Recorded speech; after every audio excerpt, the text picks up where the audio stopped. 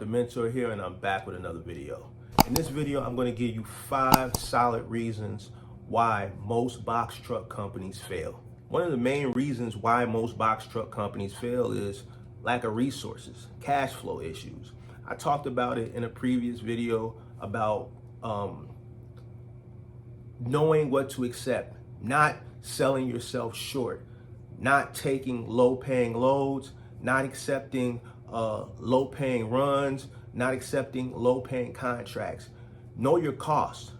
Know what it takes to run your truck. And I'm not just talking about per instance, your cost each time you go. I'm talking about calculating and funding for unexpected and future occurrences. Your truck it's not a matter of will it break down, it's a matter of when it'll break down. It's going to happen. Making sure that you're accepting loads and you're able to take care of your responsibilities as far as truck payments, as far as fuel, and as far as things that will occur later on down the line. And taking care of yourself, your livelihood. You're in trucking to make a living. So you have to be able to accept loads where you're putting a little of that money from each load. You should be able to save some of that money. You should have a maintenance pot, you know what I'm saying, for future occurrences. And then you should be saving money for yourself. You're in this business to make money. You're in this business to provide a better lifestyle for you and your family. So you should be able, each load, if you're not putting away money for future incidences and you're not putting away money for yourself later on down the line, then you're not accepting loads that are not paying good enough. So cash flow is very important, and it's one of the main reasons why trucking companies go under. Just to give some examples of why you should take good paying loads and not sell yourself short. It's just like I said, unexpected occurrences. When unexpected occurrences happen, you have to be able, willing, and ready on the drop of a dime to tackle those occurrences.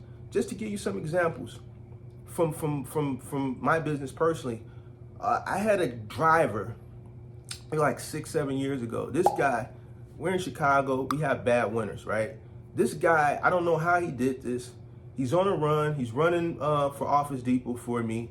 This guy gets the truck stuck in the snow. Like, he's delivering the parking lot. Once he leaves the parking lot is plowed.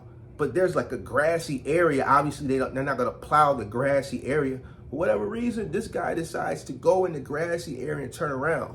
All right? The truck gets stuck. All right? He calls into the office. They push the call to me. I have to send a wrecker out to pull this truck. They have to winch it out. They have to winch it. The guy has to go deep into the grass, winch it, and pull it out. Cost me $500, right? It's a mistake. It happens, right? This guy gets the same route every day.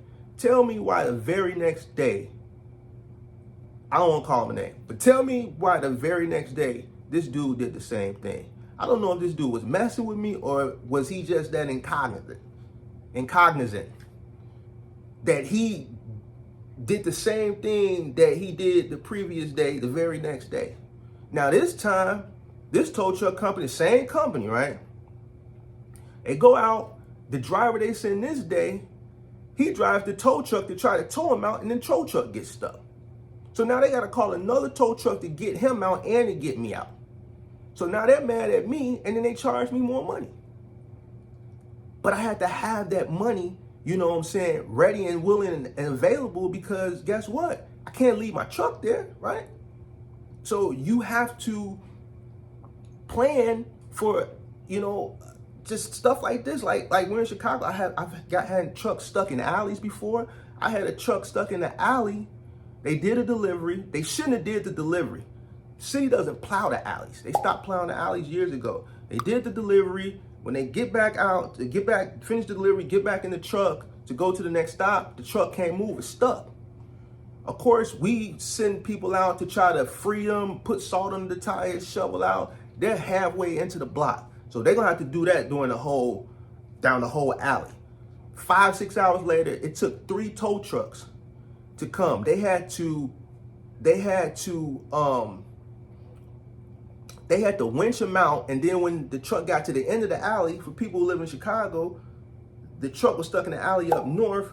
The parking is so bad up north, cars park to the very end of the curb, to the end of the alley. So sometimes the butt of the car, and you're pulling out a big truck out of the alley, if it's a tight street, you can't make that turn, especially if a car is parked right here, you're gonna clip the car.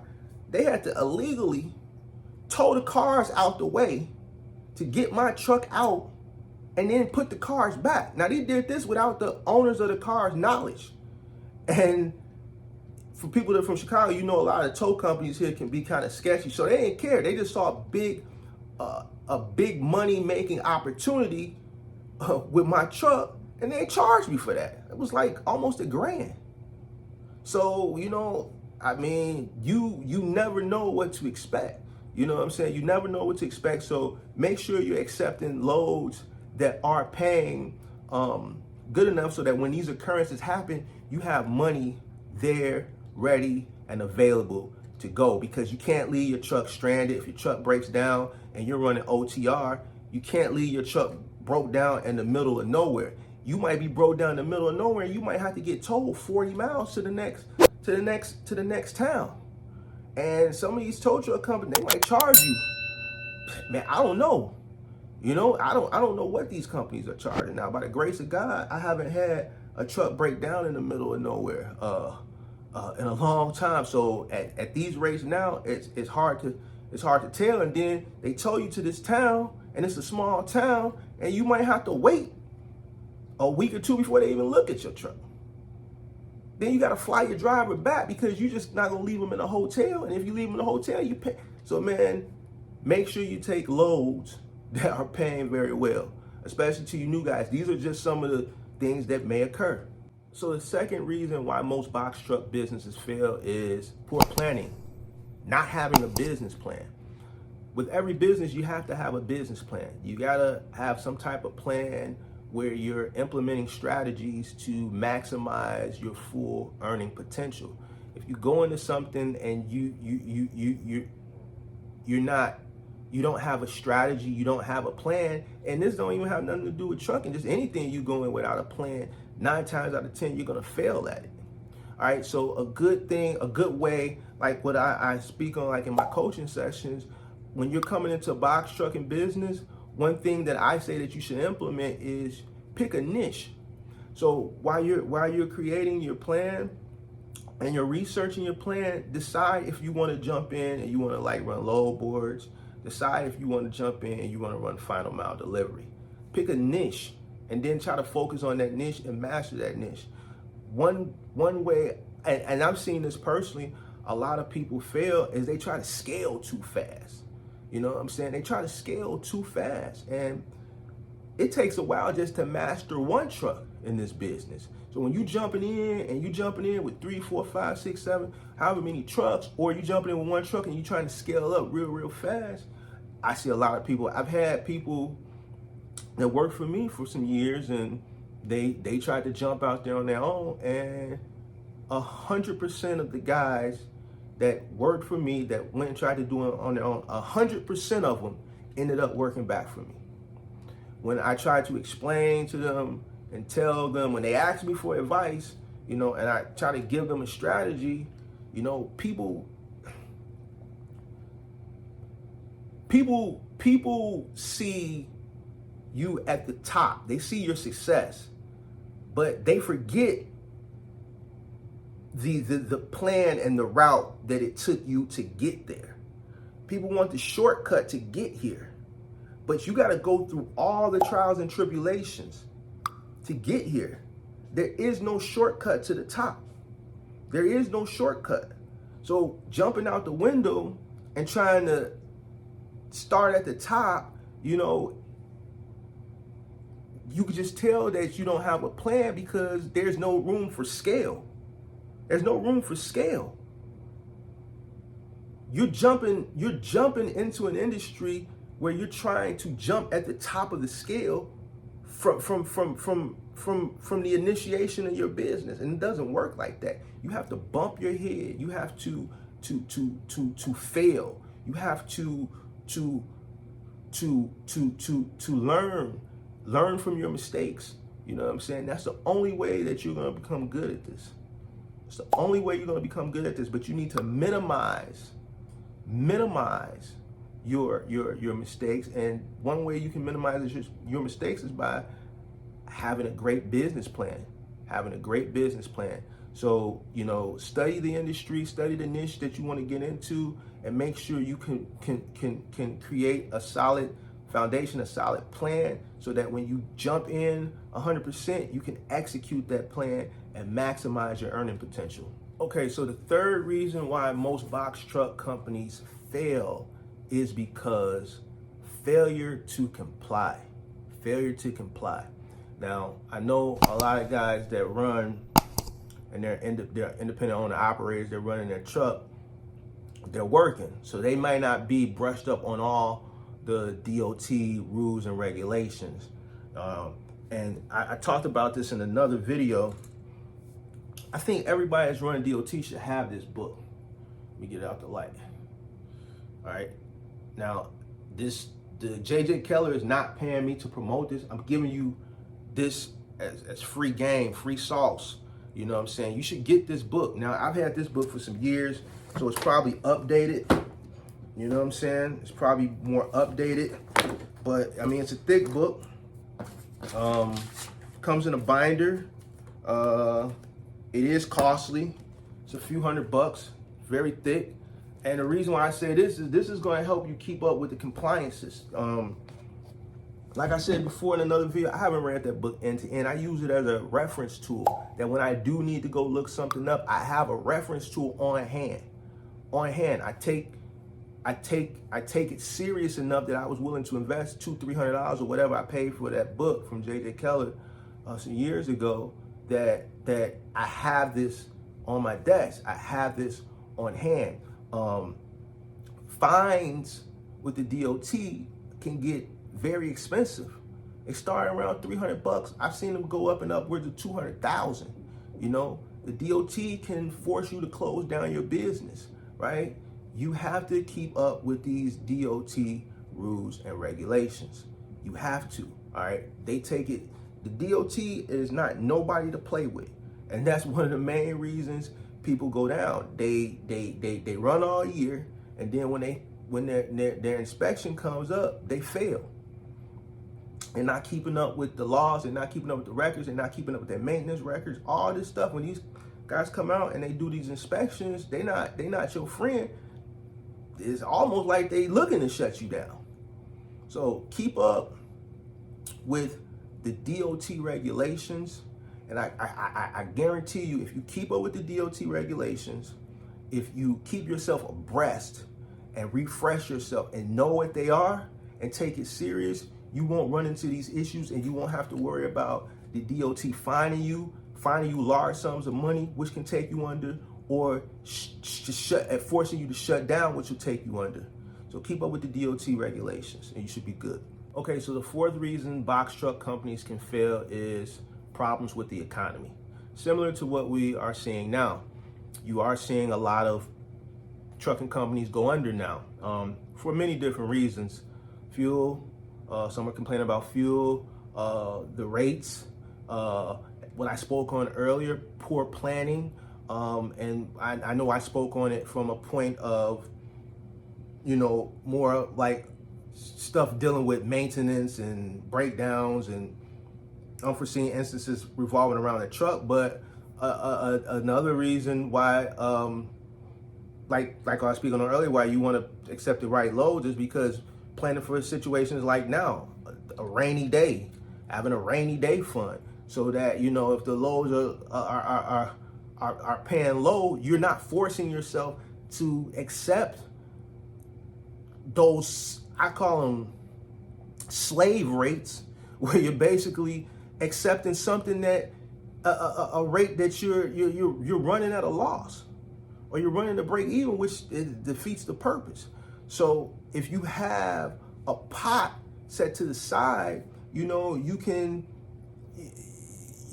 you're not that stressed. You got a little nest egg, a little cushion. So problems with the economy, a lot of guys, like I speak on a lot of videos, they got in last year. Bad timing, entering into the space at the wrong time. I know I spoke on the one guy, Toe Piglet. He got in, and I just think he scaled too fast. He scaled too fast during a time where it was just hard enough entering the space, during the pandemic, and he kind of fell victim to his own success in the midst of bad timing. In 2018, you saw 310 trucking companies go under. And then in 2019, in just the first 6 months, that number doubled to 640. I'm sure that we're going to surpass that number now. So, you can't foresee what's going to happen in the future. But like I said, reverting back to what I said earlier, if you accept loads that pay very well and you can put money to the side, you have that rainy day fund, you have that cushion, so you're not stressing yourself out now, taking rates that you're breaking even or you're running at a loss just so that you can pay this bill or that bill or cover your insurance and things of that nature. You can rest easy and rest assured. And the fifth reason why box truck companies can go under is not meeting customer expectations. And a good example of that is on-time deliveries and safe and secure transport. If you accept a load, right? If you're on the board, and let's say you accept a load from New York to California, right? You accept it, let's say 10 grand, right? 10 grand, they give you 8 days, 8 days to get it there, whatever, right? And you're scouring the board later and you see another load going from New York to California that's paying 15 grand. Now you go back and you reject that load. Amazon is good on this. They don't play that. Amazon really, they don't play that. Once you do too many rejections, if you're not on time, all right, they're gonna kick you off their platform. They're gonna suspend you. If you accept the load, take the load. Don't look at it. This is what kills me with people, man. It's business. I see something bad, I gotta do what's best for me. No, man, it's just like this. You gave your word. You're a businessman. You're an owner operator. I look at it the other way. If you accepted something, man, you accepted it. You thought that load was paying well enough for you to accept it and go do it. It's always gonna come. Something's gonna always come behind that's gonna pay more. So what are you gonna wait for that load to come accept that, and then when something else comes by, you're gonna reject that and accept that and just keep going, and it's gonna be a revolving circle. If you accept something, take it. Be a man of your word. Take that. That shows that you are a good businessman. That puts faith into the client that, you know what, if this person accepts something, we know we can depend on him. He's reliable. You know what I'm saying? He's reliable. Getting the stuff there safely and securely, being on time, being responsible. A lot of people, just reverting back to Amazon because this is a good example, they're very strict. You show up late, too many occurrences, they're gonna suspend you and kick you off. You're not compliant, you reject too many loads, they're gonna kick you off. They're looking at you like, man, you're a business, right? You accepted this. You thought this was good enough. So man, accept it. You jumping on, you accept it, reject it, accept it, reject it. We don't, you're putting us in the trick bag. If you accept something, we push that to the side. We worrying about the stuff now that people haven't accepted. And now we got to double back because now we thought we were cool on that. And now it's back on the board again. You putting them in the trick bag. It's similar to like if a driver says you got a driver working for you and they say they're going to show up to work and then they don't show up to work. You see what I'm saying? And you see them on Instagram, you see them on Facebook, and they at the beach or something. They put you in the trick bag. So now you got to figure out, you already accepted a load. Now you got to get behind the wheel. You got to call somebody else. You got to figure out how you going to get that load done because you've already accepted it. And now this guy's done left you hanging. That's how they feel. So companies look at you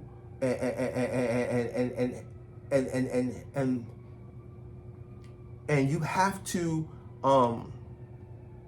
present yourself as a reliable source for your clients. You know what I'm saying? It builds good business rapport, you know, and that's why a lot of businesses go under. Like these guys, and I've had emails, people relying on Amazon, and then they go into the app one day and they're not active. Now they scrambling, hey Mark, man, help me with this final mile, you know, and then you know what I'm saying? Because they dropped the ball because they didn't do what they were supposed to do. And it's not a knock at anybody. You got to look at it as a learning experience. You know what I'm saying? Business is business. It's not personal. So when you are running a business, you give your word on something, honor your word.